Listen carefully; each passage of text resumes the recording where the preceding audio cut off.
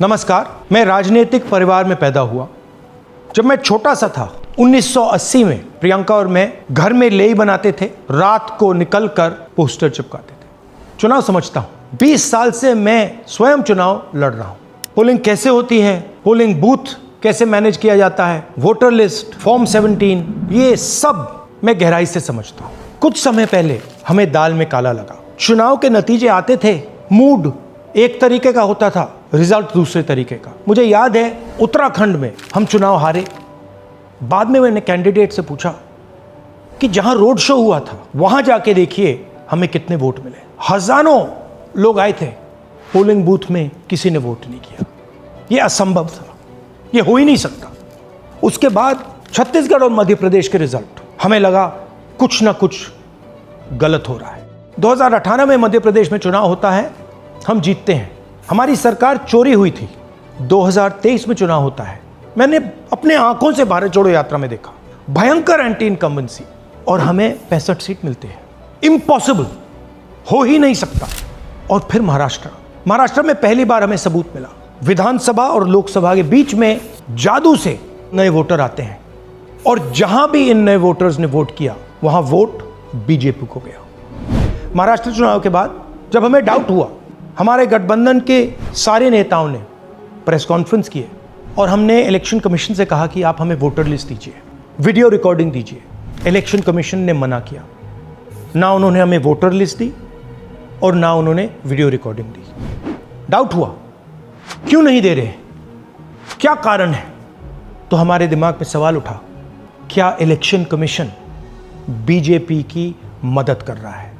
क्या election commission ही election को चोरी करवा रहा है? इसके बाद हमने एक टीम सेटअप की और हमने उन्हें कहा कि आप जाइए, एक कंस्टिट्यूएंसी भी जाके ढूंढिए, सच्चाई ढूंढिए, किस प्रकार से चीटिंग की जा रही है, किस प्रकार से यह काम किया जा रहा है और कौन कौन इस काम को कर रहे हैं। सबसे महत्वपूर्ण बात यह है कि इलेक्शन कमीशन डिजिटल डेटा नहीं देता है, फिजिकल डेटा देता है। मतलब लाखों कागज में वोटर लिस्ट दे देगा, मगर डिजिटल वोटर लिस्ट किसी को कभी नहीं देता है। क्यों नहीं देता? कारण क्या है? कारण है कि अगर डिजिटल डेटा मिल जाए तो इलेक्शन कमीशन की सच्चाई पूरे देश को पता लग जाएगी। हमने टीम को बताया, मैंडेट दी कि आप जाके चेक कीजिए, आप 5-7 सीटों पे पता लगाइए कि चीटिंग हुई, और अगर हुई तो कैसे हुई। टीम ने हमें एक दिन बताया कि 5-7 सीटों पे काम किया ही नहीं जा सकता। क्यों? मैंने उनसे पूछा क्यों नहीं किया जा सकता। उन्होंने मुझे ये कागज दिखाए। ये जो कागज हैं, ये एक लोकसभा के कागज नहीं है, ये एक विधानसभा के कागज है, और इन कागजों को हमने मैन्युअली सॉर्ट करना पड़ा। और पूरा का पूरा काम जो हुआ है, इसमें 6 महीने लगे हैं, और एक असेंबली सीट में हम ये काम कर पाए हैं। क्यों? क्योंकि डिजिटल डेटा नहीं दिया जाता। अगर इलेक्शन कमीशन ने हमें डिजिटल डेटा दिया होता तो हम ये कार्रवाई पूरे देश में, हर लोकसभा में, हर विधानसभा में 15 मिनट में करके दिखा देते। हमारे पास अनलिमिटेड रिसोर्सेज नहीं है, इसलिए हमने ये रिसर्च सिर्फ एक लोकसभा में, एक विधानसभा सीट में की। मगर मुझ में अब पूरा भरोसा है कि ऐसी 100 से ज्यादा सीटें हैं हिंदुस्तान में। जो यहां हुआ है उन सीटों में भी हुआ है। और याद रखिए, अगर बीजेपी को 10-15 सीटें कम आती तो आज नरेंद्र मोदी प्रधानमंत्री नहीं होते, इंडिया गठबंधन की सरकार होती। जांच ने 5 तरीके की चोरी पकड़ी है। डुप्लीकेट वोटर, जिसका मतलब एक वोटर के नाम वोटर लिस्ट में अनेक जगह आ रहे हैं।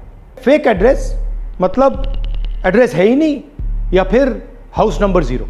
Bulk voter in single address, मतलब एक छोटे से घर में 40, 50, 60 लोग रह रहे हैं। इनवैलिड फोटोज, छोटी सी फोटो है या फिर फोटो ही नहीं है, और वो जो छोटी फोटो है वो दिखती भी नहीं है। कौन है, किसका चेहरा है, नहीं पता लग सकता। Misuse of form 6। Form 6 first time voters के लिए होती है, मतलब जिनकी एज 18-20 साल की हो, मगर वोटर लिस्ट में 90 साल के लोग फॉर्म 6 का प्रयोग कर रहे हैं। चुनाव में 6,50,000 वोटर थे, उसमें से 1 लाख चोरी के थे। अब मैं आपको 5 उदाहरण देता हूं। ये देखिए, गुरकीरत सिंह डांग, इसका नाम 4 अलग अलग बूथों पे आता है। ये कैसे हुआ और क्यों हुआ? एक और उदाहरण, विशाल सिंह, वाराणसी में वोटर लिस्ट में नाम है और बेंगलोर में 2 बार वोटर लिस्ट में नाम आता है।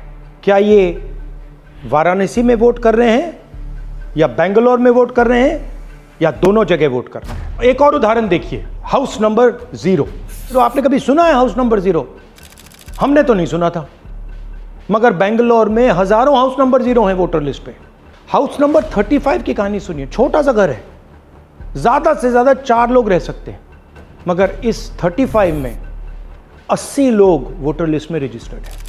ये ईआरओ ने कैसे अप्रूव किया, क्यों अप्रूव किया, पता लगाना है। अच्छा, अब ये देखिए वोटर लिस्ट, इनकी फोटो देखिए, या फोटो है ही नहीं या फिर छोटी छोटी फोटो है तो दिख नहीं सकती। इन वोटर आईडीज पे वोट दिया गया है। अब मैं आपको बताता हूं शकुन रानी की कहानी। फर्स्ट टाइम वोटर बनी है, 70 साल की आयु है। एक बार फॉर्म 6 का प्रयोग किया और उसके कुछ ही महीने बाद दूसरी बार फॉर्म 6 का प्रयोग होता है। 2 बार इनका नाम वोटर लिस्ट में आता है और फर्स्ट टाइम वोटर की लिस्ट में आता है। ये फर्स्ट टाइम वोटर हो ही नहीं सकती। तो क्या शकुन रानी जी ने वोट किया या किसी और ने शकुन रानी जी के लिए वोट किया? ये ही छुपाने के लिए सीसीटीवी का डेटा हमें नहीं दिया जा रहा है। और ये शकुन रानी जी अकेली नहीं है, ऐसे हजारों लोग हैं जिन्होंने फॉर्म 6 का प्रयोग करके 2-3 बार वोटर लिस्ट में नाम डाला है। हमने पहले इलेक्शन कमीशन से इलेक्ट्रॉनिक वोटर लिस्ट मांगी थी, सीसीटीवी फुटेज मांगी थी।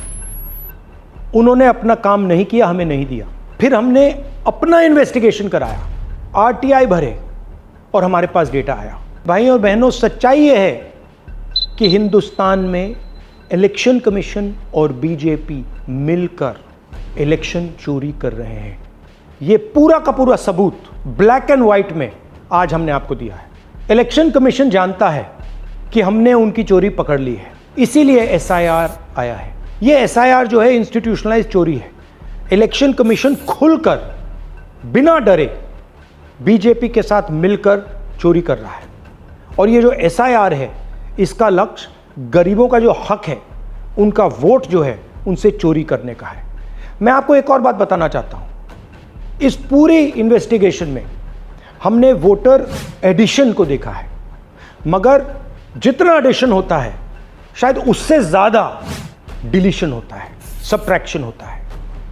तो ये सिर्फ एक मेन तरीका हमने पकड़ा है, दूसरे तरीके पे हमने इन्वेस्टिगेशन की ही नहीं अभी। मैं इलेक्शन कमीशन और इलेक्शन के ऑफिसर्स को साफ कह रहा हूं, आप जो कर रहे हो गलत कर रहे हो, ये ट्रीजन है, देश के खिलाफ है। ये मत भूलिए, टाइम आएगा हम आपको पकड़ेंगे, बचने वाले नहीं हो। It is critical that we expose voter चोरी।